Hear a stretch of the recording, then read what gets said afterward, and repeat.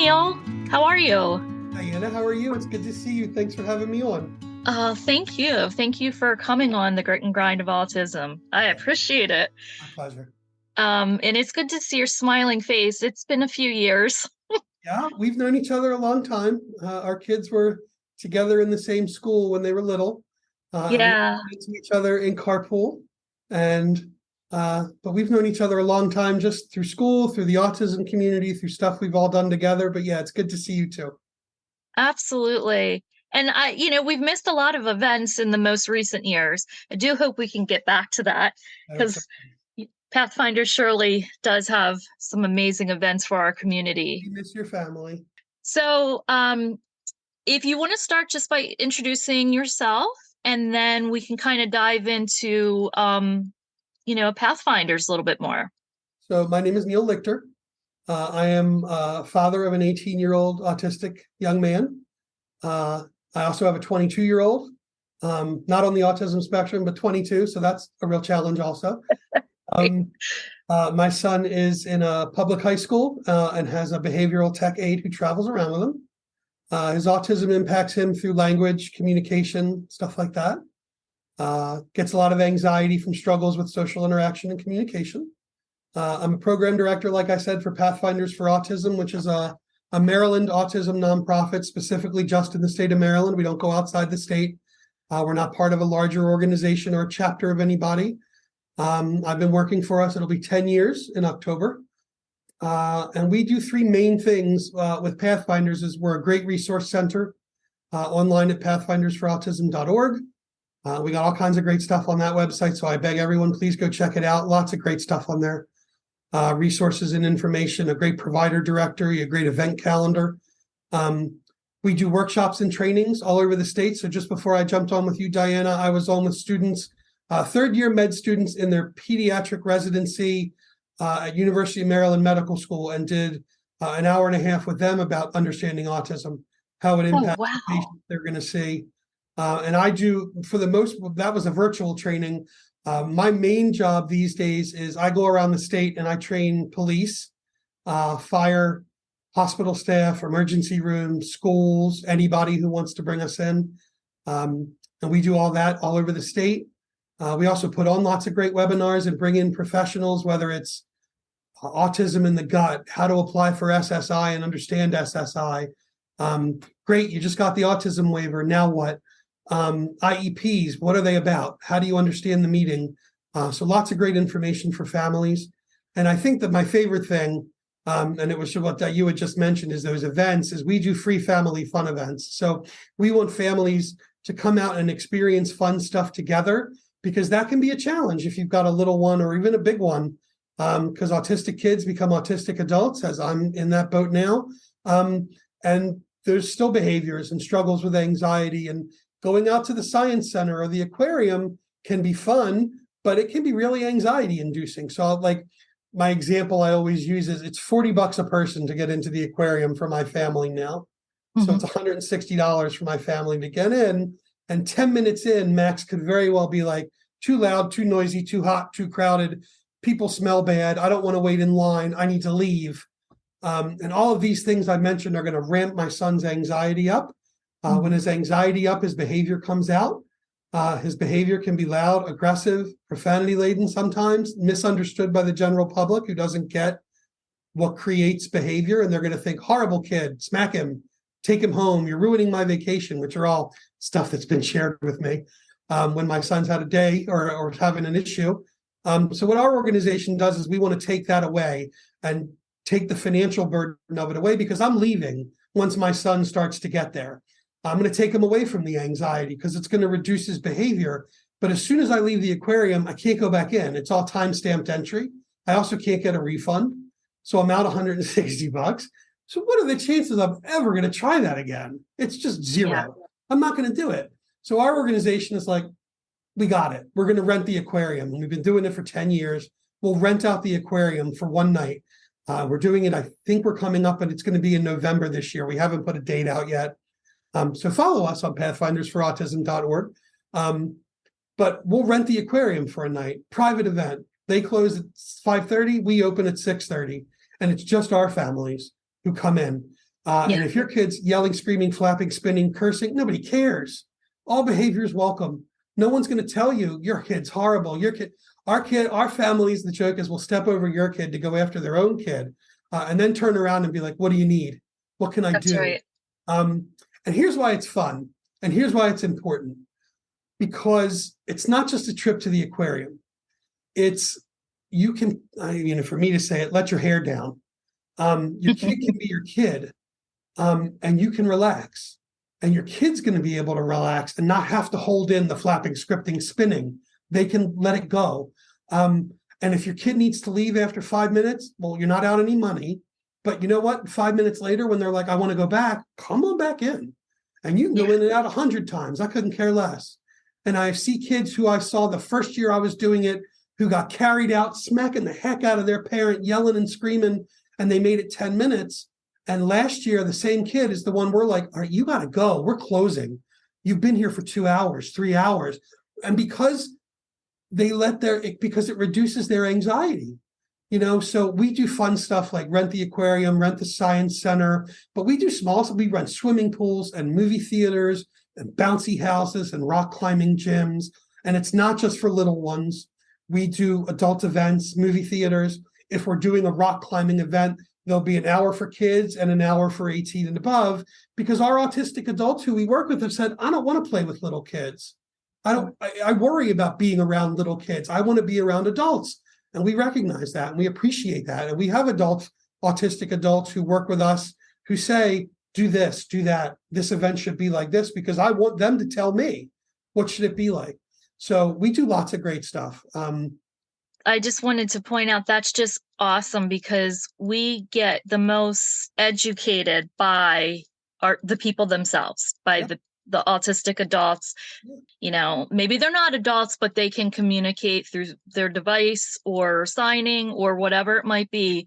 That helps, I am certain, your entire organization change things, shift things, keep things in mind for future reference. Absolutely. Yeah, that was an outstanding intro. I mean, you really hit so many things. I have a bunch of questions I want to circle back around if you're cool with that. What an amazing organization Pathfinders is, and we're so fortunate to have it right here in Maryland in our backyard. Yeah, I mean, it's a godsend in a lot of ways, but for me, it was what was recommended to me by my pediatrician when I reached out to him and said, I don't have anyone. I don't know anything. And he told me at diagnosis, please don't go on the internet and start Googling stuff, because the internet is a deep, dangerous place. And you could find nonsense and you don't know who to believe. And he said, just find a local org. And there's a lot of great organizations. Baltimore Autism Society is a great organization. And wherever you are in Maryland, there's a lot of good organizations. And find one that can help you. And I used us as a resource long before I became an employee.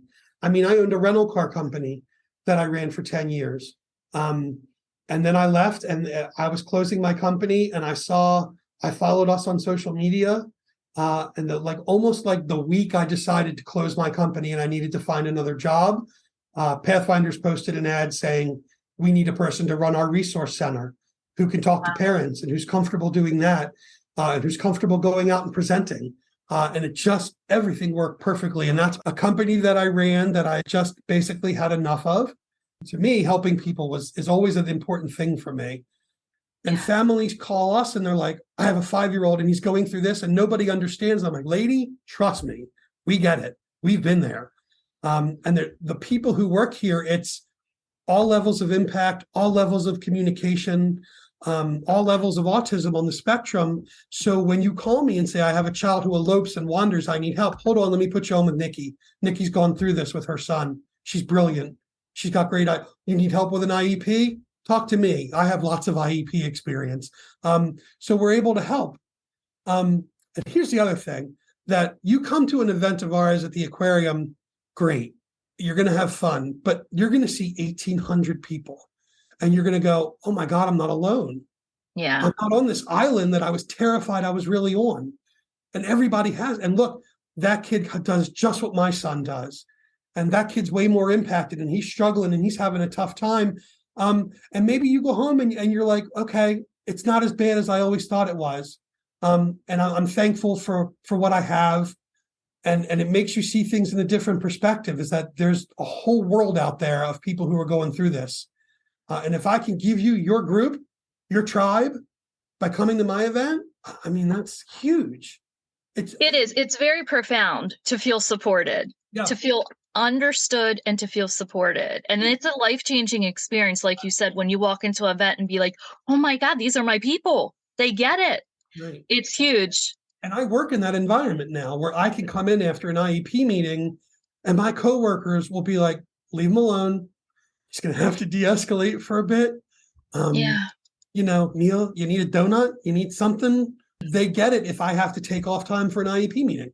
There's there's an understanding, and to work in an environment with people who get me and my life, you're supported. Yeah. And that's a very strong, powerful feeling that people need, is to be supported. It really is, because there's a lot of families out there who have had to leave the workforce for this reason you're describing. I'm definitely one of those people. But how empowering to be able to be this supported at work. Mm-hmm. You've been with Pathfinders for like half of their existence, right? Yeah, we've been around for 23, and I've been here. Okay. And there's people here who've been longer than me too. So it's grown. Yeah. Since you started. There's all 7 of us. One Valley, we cover the state, but when I came on board, it was 5. Yeah. And we've grown and expanded, and it's just an amazing team. I mean, from the executive director, Rebecca Rienzi, all the way down. And I don't even mean to say down like anybody's below, because I have a boss who will work resource fairs, who is not above getting her. She's out there folding pamphlets or putting, we're a team. Yes. And now I almost say we're a family, because we've been together for such a long time, but we all get each other. Yes. And we all just mesh, and it makes for a great team. And when people come to events for ours, they see that, because nobody's above doing anything. And we just hired a new young lady to help with development named Viola, and she's fantastic. And everybody from Shelly to Nikki to Katie to Trish to everyone is just such a great team member. I love working where I work.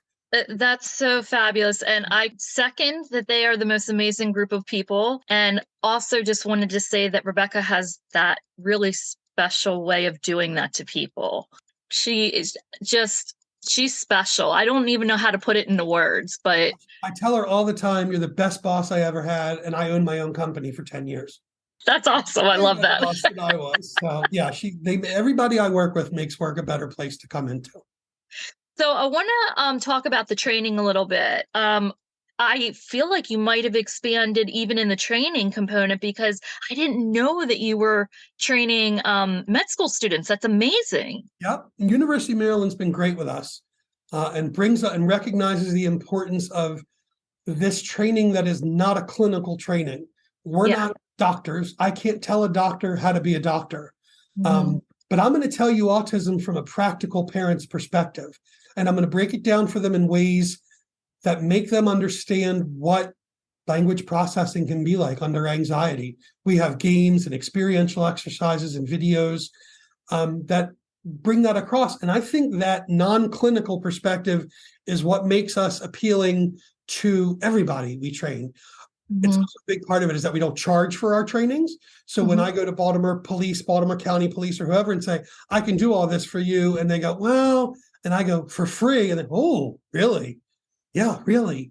And we get nothing but outstanding reviews. So it's everybody from police, fire, EMS. I'll go anywhere. I don't care who I talk to. Towson University brings us in to train nursing students, because they're going to get one class that covers autism in a clinical way.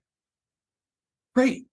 But I'm going to tell you what you need to do to help communicate with my child and de-escalate my child, and things that I want you to think of in the back of your head, like anxiety creates behavior. Yeah. How do you reduce the anxiety?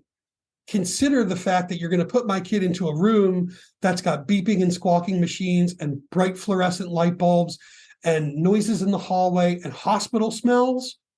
His sensory processing is going to get overwhelmed. His behavior is going to come out. He's going to try and take off.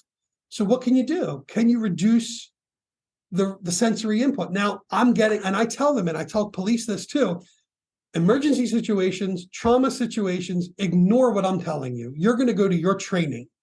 to get somebody healthy, to get somebody safe and whatever. I'm talking about when things are a little more calm.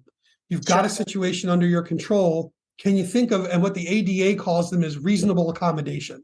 Car burning on the side of the road with people in it. I don't expect you to delay, slow communication down, or write something down on a piece of, smash the window, pull these people out. But now you've got them on the side of the road and you've got to de-escalate. You've got to get some communication started. How do I get you home? What hurts? That's where I want you to look for those reasonable modifications and accommodations. So I think they like it because I tell them all the time, I'm not telling you how to be a police officer. I tell teachers when I go into professional developments and I'm getting that, what does this guy know about teaching? And I tell them, I don't know anything about teaching. I'm not a teacher. I'm raised by a teacher and I'm married to a teacher. And both of them tell me, you're not a good teacher. I'm like, okay, good. I don't know how to teach. I don't want to tell people how to teach, but I'm going to give you some things to think about. What does your classroom look like sensory wise? You got stuff hanging on the walls that's shiny.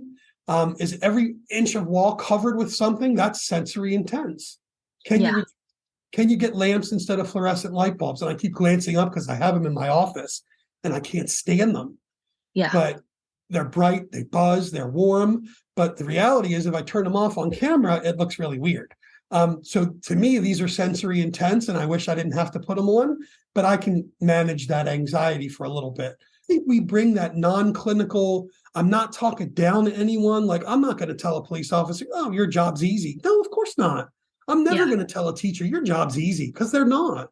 But I just wanted to give you some things to think about. And I think what we see from teachers and cops, doctors is these aha moments where it's like, oh my God, I never realized how long 20 seconds is. And I tell them 20 seconds for language processing. It could take some individuals 20 seconds just to hear the words you're using, figure out what they mean, come up with an answer and give you an answer in any way, shape, or form, verbally, non-verbally, whatever.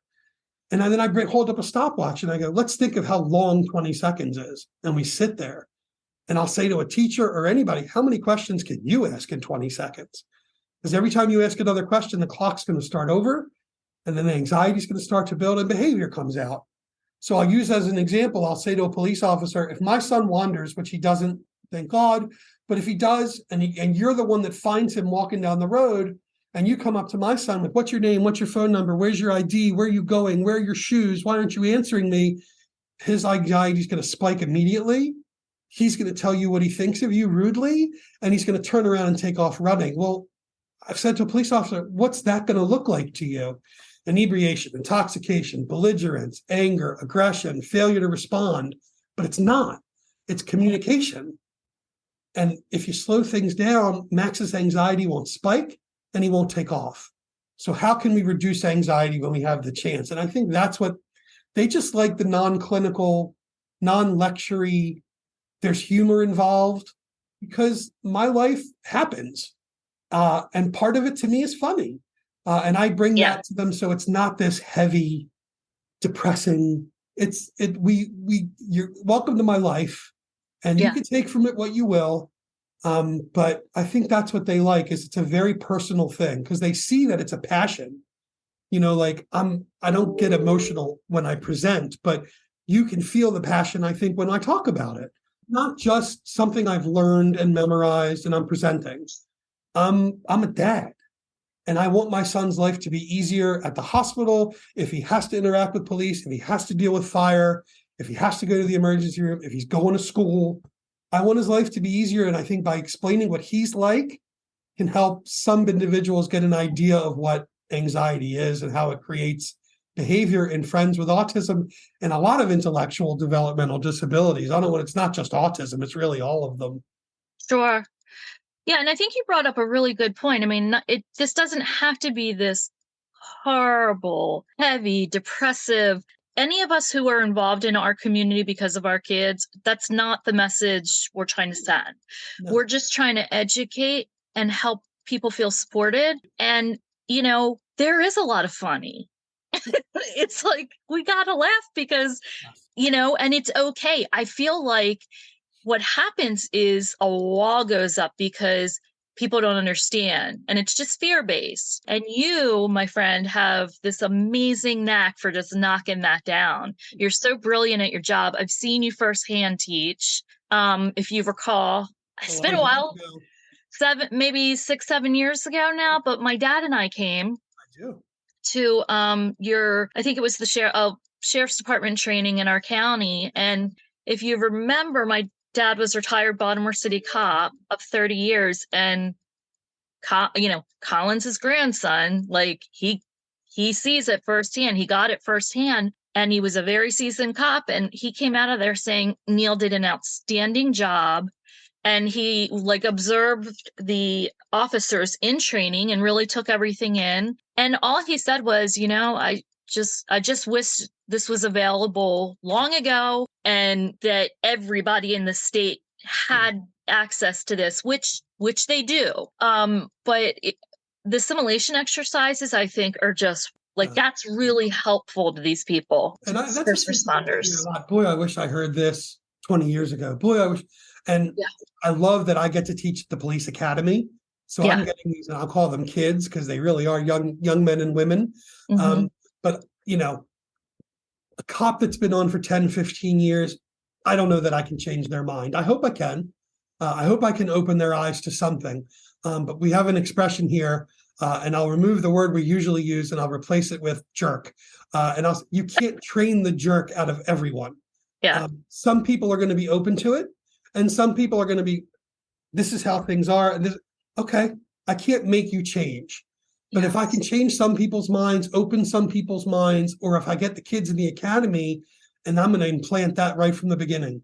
And I'm hoping that somewhere on the line, they're on the streets, they're doing their job, and they interact with somebody, and they think back, what that guy say? Reduce anxiety. How can I slow communicate? Oh, this is a person who's struggling to communicate. Maybe they're not drunk. Maybe they're not high. Maybe they're not belligerent. Maybe they're really stressing out. Let's turn the lights down on the car. Let's reduce the amount of people standing around him. Let's turn the speakers down on our radios so they're not beeping and squawking and yelling. And maybe that'll reduce the anxiety this young woman's feeling. And maybe that helps reduce anxiety. So Absolutely. that's what I liked. I love that a veteran cop like your dad, and they've come up to me afterwards and said, wish they taught this and the unfortunate thing is it comes from a tragedy. A young man named Ethan Saylor died 12, 13 years ago with an interaction with off-duty police. And he was a young man with Down syndrome. And that led to the mandate, that let us come in to do training. So if it doesn't happen, I don't know that we have that opportunity. So I wish it didn't happen because of that. But once we got our foot in the door, anybody who asks, we never say no to first responders, or really, we don't say no to anybody. But I'm literally coast to coast in this state for police. And I can't think of many that don't bring us in, from academy to in-service to CIT, corrections, because people with autism commit crimes. How do you interact with somebody with autism as a prisoner? And what's that life going to be like? So we work with professionals to help us develop these trainings, so I can go in with stuff that was given to me by corrections officers, and I'll say this was shared with us by, so that I'm fully openly saying this is an expert who's giving me this to teach to other experts, so they appreciate that, and that I tailor it for their profession. And I think they just get a better feeling because it's not some guy who's just coming in and reading a script that he memorized because that's what his job is. That's right.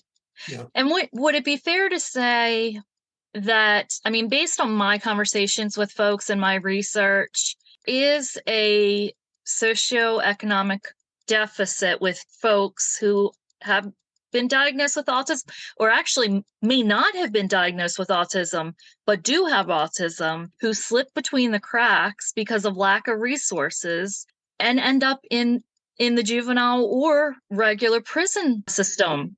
Absolutely. It's lack of, I think that I think it's lack of access to resources is that, maybe I don't know I should be getting my child diagnosed at a pediatrician when I see something. And it's that, that's why we do a lot in a lot of communities where it's like, things to look for, trying to get that access. And unfortunately, being an unsafe, maybe in higher risk environments puts you more where you're going to have involvement with people you shouldn't be getting involved in. And my example I use a lot of times for police is that, my son, or a lot of individuals with autism, are very trusting, want to be everybody's friend, don't have that sixth sense of I need to stay away from this guy. Where you could say to somebody, listen, buddy, here's $10 and a bag of red Doritos. Take this box of whatever drug you want to put in there and take it up the street corner and give it to the guy in the Oriole hat. Well, that person's going to do it because, oh my God, I got $10, a new best friend, and you had me at red Doritos. They're not going to ever think, I need to look in the box. I probably shouldn't do this. They're going to go ahead and do it for their new best buddy. And now they are committing a crime. And now this officer who busts them is going to be dealing with a very high anxiety person who's worried that they're let their best friend now, who has no idea they've done anything wrong. And there's the anxiety spiking that, they're going to be taken advantage of. And people don't understand all the little, everything impacts. So the lack of the struggles with social interaction can lead to that kind of thing happening, that desire to be a friend, that longing for friendship, which is common for kids and adults who struggle with social interaction, not knowing how to fit in. So when you got somebody going, buddy, come hang out, just do this one thing for me. Oh, I get a friend. I'm not worried about the other part. I'm going to do what I need to do. And I'm never going to tell you that people with autism don't commit crimes, because it does happen. But, you gotta look at, level of awareness and level of intellect and competence levels and things like that. We see a lot of cybercrime stuff, and there's dangerous roads people can go down, because if I've got a 21-year-old who functions at a 14-year-old level and he connects with a 14-year-old online, because that's what they like, the same things. But now if it evolves into something of let's exchange pictures, now it's a whole nother world of criminal activity for a 21-year-old to be exchanging anything sexual, pornographic, sexual innuendo on text. It's a whole world of trouble. And it's something that you don't know how much you're going to be able to help at that point, because it becomes a major problem. So we do a lot of workshops and webinars and bring in experts to talk about stuff like that, because it happens. Neal, I just have a couple questions. The mandate, that covers the police academy, correct? That covered law enforcement was mandated to get understanding, awareness, and intellectual disability training. It was definitely for state police, and that's how it all started.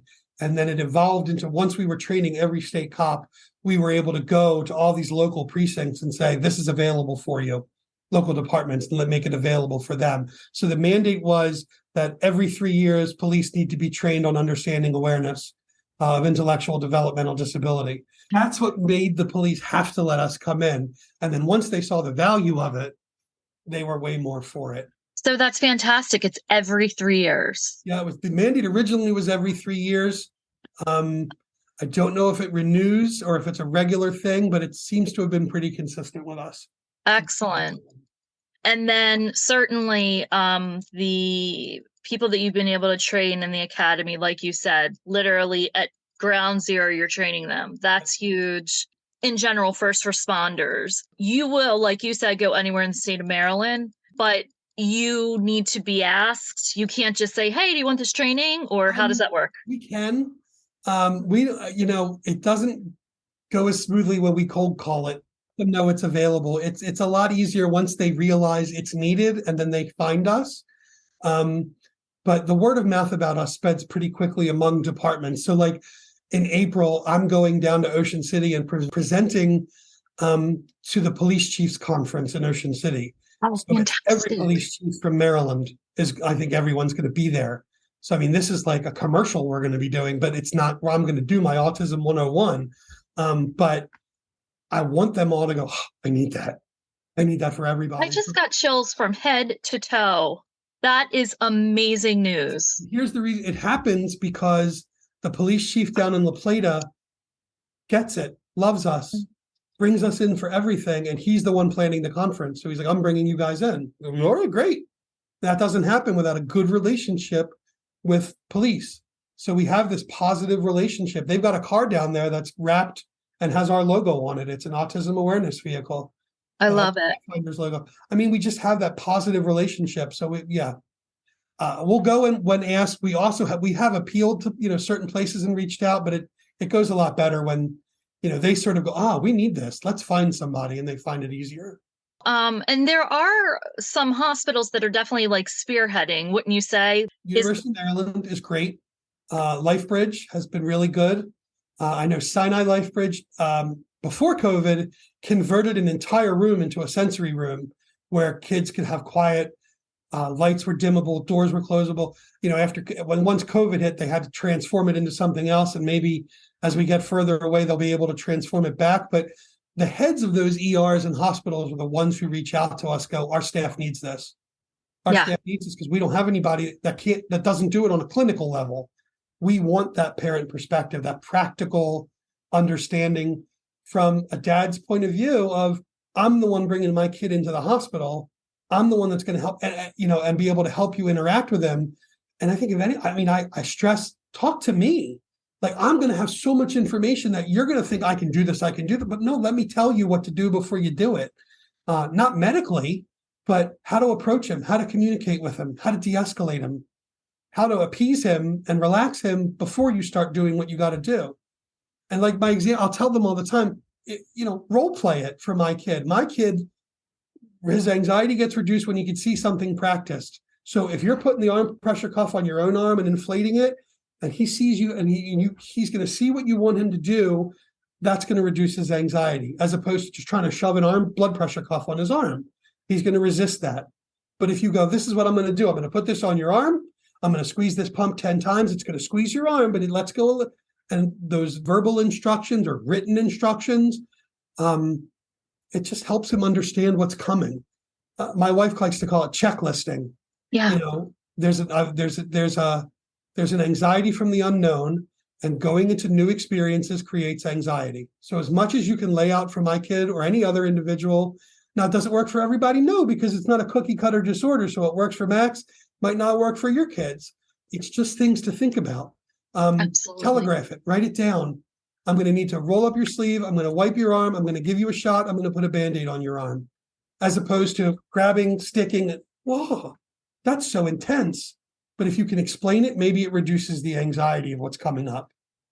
Absolutely. I think that's perfectly stated. My brain's going to legislation right now. Well, I think we're actually in our last week, or next week might be the last week of our session here in Maryland. And, you could follow every single day and just still not have a grasp on what the heck's going on. So the Autism Committee under Katie Gandy, are you guys involved as Pathfinders? Rebecca, our executive director, is involved as the representative from Pathfinders, and Nikki Stokes is involved as a parent before she came to work for us. Okay, excellent. I love it because I am aware of some of the conversations happening. I keep in touch with Delegate Guyton.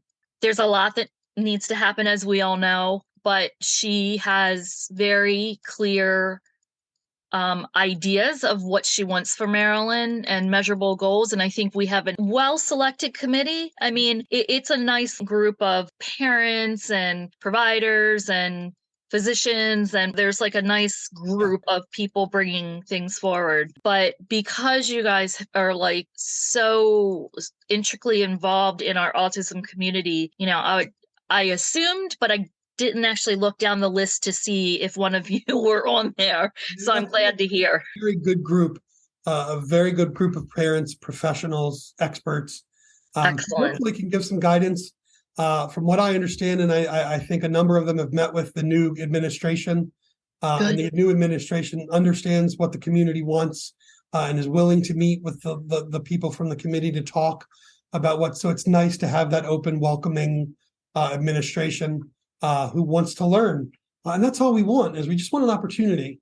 And I think that's the important thing, is they've been very welcoming and open. Governor Moore and Lieutenant Governor Miller have been great in meeting with the new committee and understanding the needs and wants of that, not just that group, but the whole community at large. That's so wonderful. It's so encouraging to hear. Let's kind of shift things a little bit lighter. What's your most favorite event that you put on? Or maybe top two if you can't pick one. I love the aquarium because we get the most amount of people. And me seeing the people just come streaming in just makes my heart warm, because it's like all these people are going to realize what we do, have access to resources. You know what? It's also the siblings who come who are like, we've never done this as a family. Like, look at the grandmas and grandpas who are like, I've always wanted to take him here, but we've never been able to. And I get the chance to do this. That makes me happy. Like, we're helping so many people. I love that event. One event that we sponsor, we're the primary sponsor for, we're not the main, we don't put the event on, but we're a big sponsor of it. It's called Surfers Healing. Oh, yeah. Surfers Healing is a great organization. It's nationwide. Check them out. But they put on a camp in Ocean City, up and down the East Coast. But it's an opportunity for autistic and other kids with other disabilities and adults to come out and go out on a surfboard in the ocean.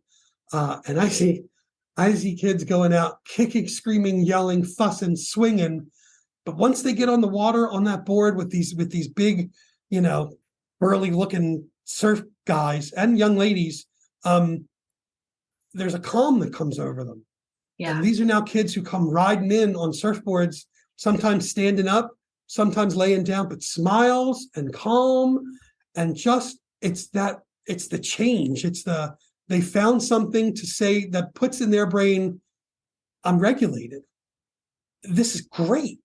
And you see kids do that and you're like, if you're not tearing up when you're watching it, it's like something's wrong with you.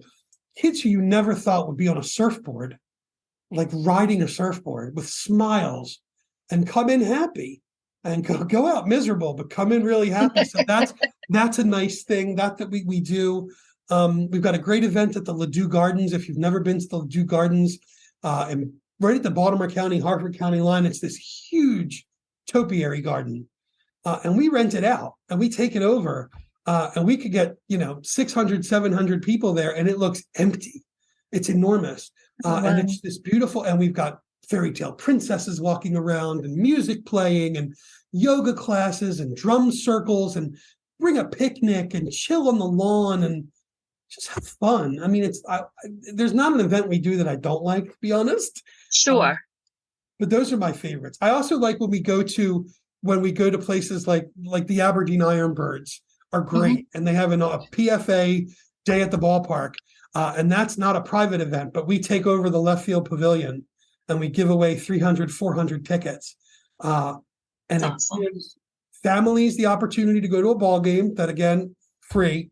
But it gives the general public too an opportunity to see and learn and go to our resource table and pick up information and become new followers. And, our development director would kill me but new donors, because we are a nonprofit.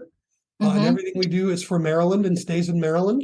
And it gives people an opportunity to know us. And we have an Orioles connection because BJ Surhoff started the organization, was a guy that played for the Orioles for a very long time, Orioles Hall of Famer. So people like that connection as well. But yeah, we do. I think aquarium's number one. Science center's fun. But I mean, everything we do is just all of our family fun events we get a real kick out of. I mean, even stuff like virtual bingo, like online Zoom bingo, we started in the pandemic because we were like, families need something to do. And we just started with an online bingo system you can download, and they send you free bingo cards, and you can do it all through Zoom. That's really and the first time we did it, we had like 15 families join, and we were thrilled. And the last time I did it, I had 65 families log in for bingo. That's awesome. And we're not giving away cash, huge cash prizes. You might get like a t-shirt or a $5 Amazon. Parents don't care about that. Of course. It's fun. And again, it's the kind of thing, word of mouth. Yeah.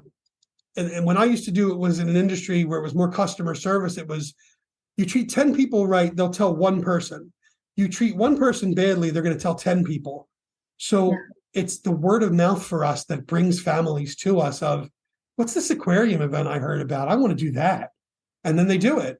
And then they're part of us. And that's again, being part of us is a nice feeling for some families. Everything you guys do, I want to come to. All right, great. Come on out. The aquarium and the science center are like definitely our favorites for sure. And I will also say that the sailing event was absolutely amazing. Downtown Sailing Center. We've got that scheduled. If I have my calendar in front of me, we do that. I think it's the end of July. Okay. That's another thing. Like, you're never thinking this kid's going to get on a boat and sit still or even sail a boat, because we have 2-person dinghies they can sail. And you're like, no way. But you see kids and adults get in and you're like, there's this calm, Yeah. and you see it with hippotherapy too, with kids who get on horseback, where it's, Yes. I don't know if it's like, I don't feel I'm in control, but all of a sudden I'm on something bigger that I can control. And that makes me feel better. It regulates me.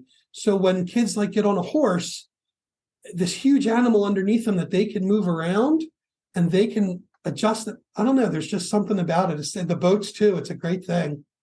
I Yeah. think so too. I always look at it just as simple as just providing input, but it's really interesting the way you described it too. It just makes you think about it more.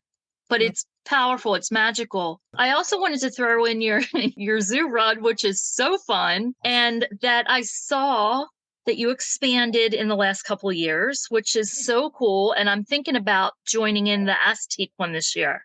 That one's a lot of fun. So there's two main things, and this is sort of a combination free family fun event combination fundraiser. Mm-hmm. We do a couple of those. Mm-hmm. Um, so the first, the biggest one we do is called Run Wild for Baltimore, or it's Mm-hmm. just called Run Wild for Autism. But now we have to put for Baltimore since we have one for the beach. But it's at the Maryland Zoo. It's a 5K run or a 1 mile walk. It's free for under 12. And it's a walk run through the Maryland Zoo. And then afterwards you get free admission into the zoo. So for families, that's a big deal. That have that opportunity to go through the zoo for free. It's not private. It's the general public comes in at 10 and our families are allowed in at 10 as well. But it is an opportunity to go to the zoo for free. It's very popular. Huge vendor village at the end of the run. So if you're looking for good resources, good companies, good information. I was going to say, you guys make it so special at the end, It's a nice you thing. know? Yeah, Yeah.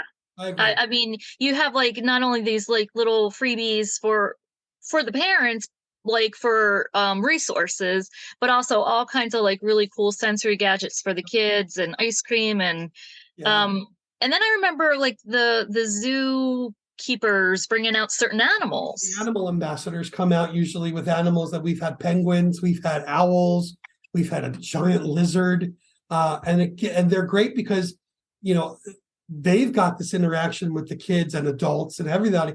Just because when are you ever going to have an opportunity to get up close and personal with a parrot or a penguin or whatever? And this gives you that opportunity in a low anxiety. Ask your questions. Some of them you can pet. So that's a great one. That's at the zoo, and that's a big event. We get about 1,500, not just our families, but it's a big thing for runners too. Runners get it on their schedule early as a big 5K they want to attend, and it's great. But you can always do the 1 mile. You can always register to come just to meet your family in the welcome area when you're done. If you want to be there at the end, it's a nice event. And then a couple of years ago, we started at Assateague Island. Katie Ramirez, who's our development director, has a sister who lives on the shore with an autistic daughter. And immediately upon Katie coming on board, we were like, we got to do more on the shore. Because like every other, like in Maryland, a lot of the resources are in the middle of the state. And when you get to the corners of our state, Garrett County, Southern Maryland, St. Mary's, Ocean City, Cecil in the Northwest, there's just not enough resources. So we started to do stuff and concentrate more on going down there and bringing resources and resource fairs and webinars and workshops. And one year we were like, let's do a run at the beach. And Assateague Island, if you've never been there, is just gorgeous. It's not a 5K. It's a 2 mile run or a 1 mile walk. And you can walk up on a trail and walk back on the beach. And the ponies are walking around. And we've got great resource tables. We had jugglers, a guy on stilts, a guy doing magic tricks. We had bands come out and play, or choirs. And it's not just a run. It's an event, and it's a resource fair for families to find resources. And we get local resources to come out. So providers in and around Ocean City, Wycomico County, Lower Delaware will come out so families can know that they exist. And it gives you an opportunity to come out, do something fun that maybe you've never had the chance to do, have access to resources. and find out about a great organization. So last year it got canceled because of that hurricane that went through. I think it was Ian. But this year we're knocking on wood. We're the same weekend as that Ocean's Calling concert that's going to be down in Ocean City that weekend. So book now. If you're going to go down and make a weekend of it in Ocean City, get your hotels because they go up in price because of the concert. But we're hoping it makes it more, we'll get more people who are going to be down there anyway to come out for a fun event. Is that the first weekend of September? October 24th is Run Wild at the Zoo. October 1st is Assateague Island. Pathfindersforautism.org, or you can include a link in the episode description. That would be great. Absolutely. We definitely covered a lot. And I just want to tell people two things. Like, we barely scratched the surface, even though we've been talking for an hour, in terms of what Pathfinders offers. And there's a lot of people looking for physicians or specialists or psychiatrists, which it's very hard to navigate that in our world, right? So, but I do know you have amazing resources on your website. I don't know if you wanted to say anything more about that. Absolutely. I mean, that's a great point because, the reality is I can't take my kid to any barber, any dentist, any little league team. I can't just call any financial planner and ask about special needs issues. Our organization gathers providers together who work with our community in one place so that you don't have to go through a Yellow Pages, I'm dating myself there, Google list of psychiatrists in Baltimore, and you don't have any idea if they work with people with autism or anything like that. If you come to my directory at pathfindersforautism.org, you could pick from 80 or 90 different categories. So if it's barber, dentist, potty training, financial planning, little league team, psychiatrist, mental health, whatever, you put in your zip code, you put in a radius, and I'll give you 10 to pick from, or 20, because I'm not going to tell you what dentist to go to. Because the dentist I love for my child, one of my coworkers hates because they had a horrible experience with their child, because everybody's different. So I'm not going to tell you what dentist to pick. I'm going to give you 10. And then you can find you have to do your due diligence at that point. And you have to find the one that works best for you. Who takes your insurance? Are they close to you? Do they work with kids with autism? Can you give me an appointment at the end of the day? Can you give me an appointment first? Just finding providers. I'm going to eliminate the hassle of narrowing it down. I'll narrow it down for you. Here's your brief list. Find what works for you. And that's huge. And that was really, I never called our resource center before I was an employee. I was strictly an online guy, registering for events online, looking up resources online, finding providers online. And that's where I used us. I didn't reach out to the resource center. I could have, would have been helpful in some situations. But I didn't. But even if you just go online. Now, what I will tell you is don't try and tackle our website in one sitting because it is deep, heavy with material. So you can find a lot of good information. What I would suggest is reach out to Nikki Stokes, who's our resource center coordinator and just the best, or reach out to me, or reach out to any of us here through our phone number or through our email and tell us what you need. Tell me what you're looking for, and I'm going to send you maybe 7 or 8 links. Provider directory, here's a couple of articles, here's a great webinar, and take it chunk by chunk. And the next chunk you come to, call me. I'll send you another chunk. But if you try and tackle my website in 1 week or 1 day, you're going to get overwhelmed. And it's going to, I can't. Let us feed you stuff that you're going to need right away. You're calling me about speech therapist. Here's a list of speech therapists. Handle that. Come back to me when you're ready for your list of OTs or behavior therapists, or you want to fund something to do. Let me give you information. And that's also good for when you follow us, because Facebook, whatever, Twitter, Instagram, all over social media, or you follow us on our mailings, we'll feed you things you want to go do. Here's a list of webinars coming up. Here's how you register. Not everything. Family fun events. Pick what you like to come to. Everything's free. Registration is required. I always tell people, please respect the RSVP. So if you say you're going to come, sure, please come. Because you have to remember too, everything we do, we have to fundraise for, whether it's grants or donations. So for me to rent the aquarium costs money. So when I have 3,000 people register and 1,800 people show up, I love my 1,800, but where's the other 1,200 cost me money too. So it's, again, you're welcome to register for everything, but try and come, because that makes it more, because I would hate to wait list 1,000 people that weren't able to be invited, because I can't have 5,000 people storm the aquarium. So I have to limit. But when I limit with a wait list and then a quarter of my welcome invited guests don't show up, well, there's 800 people I couldn't invite from the wait list if I'd have known you weren't coming. No, we get it. Autism happens. Your kid wakes up, he doesn't feel good, he's not going to make it. I get that. But, it's a valid point. Respect the RSVP. Register for everything. That was an actual campaign we did called Respect the RSVP. Yeah. And we did an infographic that showed this is how much we spent, this is how much each person costs, this is how many people were invited, this is how many people showed up, this is how much money doesn't go to helping more people come. And we broke, and other organizations reached out to us and were like, thank God you did that. Forever. So I don't ever want you to think I'm not going to register. I want you to register. Sure. I really want you to come, because you're going to get so much out of it. But if you can't, you just let us know. And we love you no matter what. You're welcome. Of course. Stop inviting people. But I'm big on, I would love for you to come when you say you're going to come. Of course. Whatever it is, you're always welcome. Everyone's welcome. Absolutely. And I do love the idea of the resource center divvying out information, because look, the whole world is inundated with technology and information anyway on a given day. And us folks in special, unique situations with medical complex kids or kids with various diagnoses, whole nother level of inundation. And some people stay in, what do they call it? Fight, flight, freeze. They're in frozen mode, right? So this is such great information, Neal. People call Pathfinders or email them and allow them to help you. And again, sorry, you're going to talk to a parent. Yeah. Get somebody who, if you need to cry for a half an hour, you know what? It ain't the first time I've been on with somebody who's been in tears. Yeah. Men, women, everybody, grandparents, because sometimes they just want to talk. And sometimes they just want to hear they're not the only person that's going through this. People, my kid's aggressive and he hits me and he cusses at me. It's like, I get it.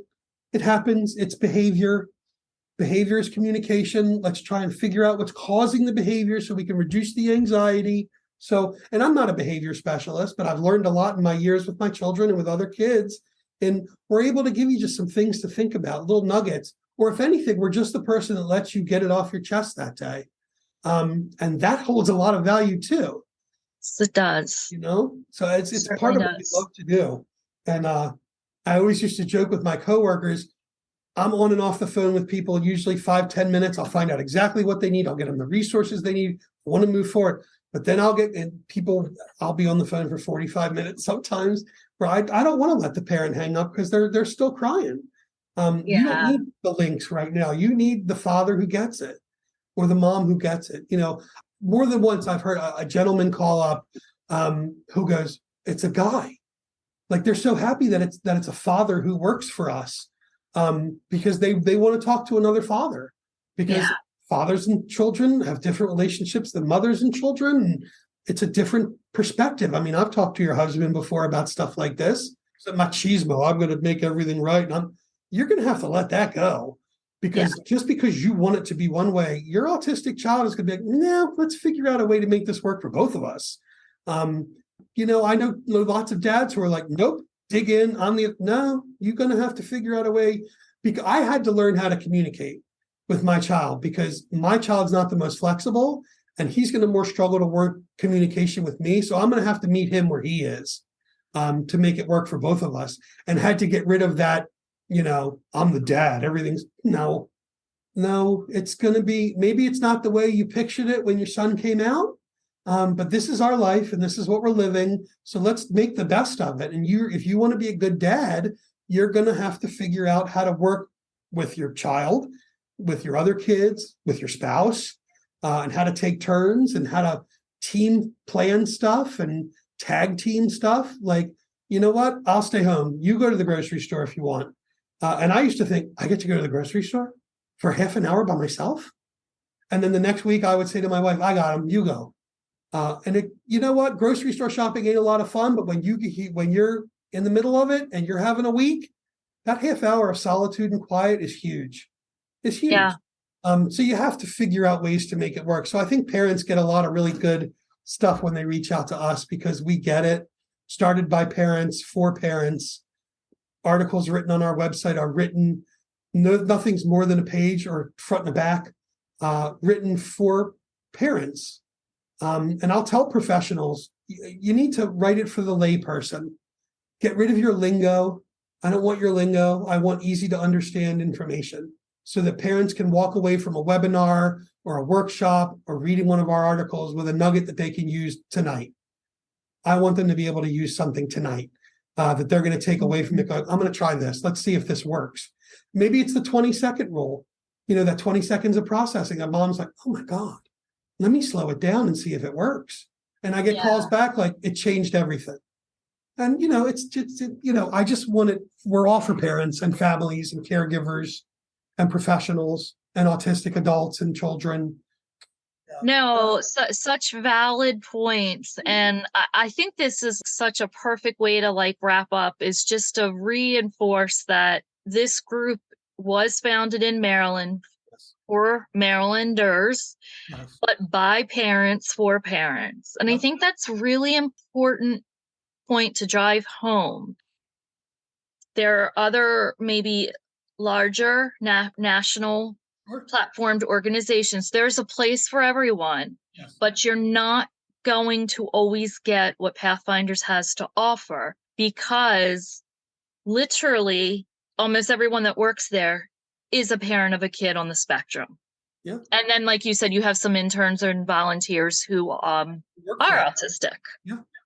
Yeah. So that's a really special thing that Pathfinders offers. Yeah. I mean, there's space for everybody. Sure. We all do really good things. And I think the one thing we do, I think that is very good, is we collaborate. So I'm never going to say, I'm not working with that group. No, you want to work with me? Well, I can, if you're in Howard County and you're doing something and you say to me, I want to collaborate. Okay. Because I don't know everybody in Howard County and you've got a bigger reach in Howard County than I do. So yeah, let's work together. Southern Maryland, everywhere. I mean, we are a humble organization that realizes we don't know everything. We don't know everyone. So if you say to me, let's collaborate on something, absolutely, let's team up and be better together than just, we don't know everything. So I'm never going to presume that I know everything. And we work with everyone. And big national organizations, they've got a place and they've got value. And organizations run by autistic adults have a voice, and it's important, and they should be listened to. And I think it's important that for us, that we have mutual respect for every organization, because we realize ultimately we're all working for a better life for our loved ones and for autistic adults and kids and caregivers. And we just want everyone to have more acceptance. A long way. And of course, we have a long way to go. But, when we knew each other, how long ago? When my kid, maybe 13 years ago, I think, maybe 12 or 13 years ago. I think that's about right. Yep. The prevalence rates were way higher.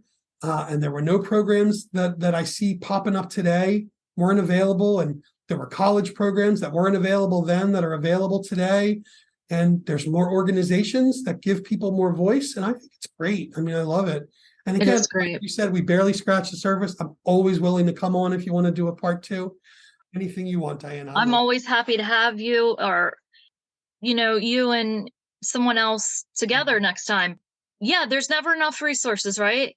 Everybody in our community needs support. So we need all of these people in the space that they are to, support us. So I can't thank you enough, Neal.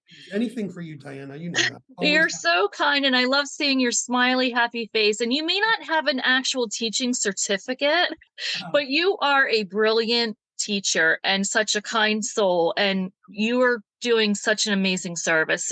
All of you are doing amazing, but thank you for what you do. My love to your family, please. I will. And you too. I think I'll hope and have a happy holiday if you celebrate Passovers now, and Easter's coming up, and I hope it's peaceful and happy for everybody. Thank you. You too. And I hope to see you in person at an event soon. That sounds great. I'll give you a big hug.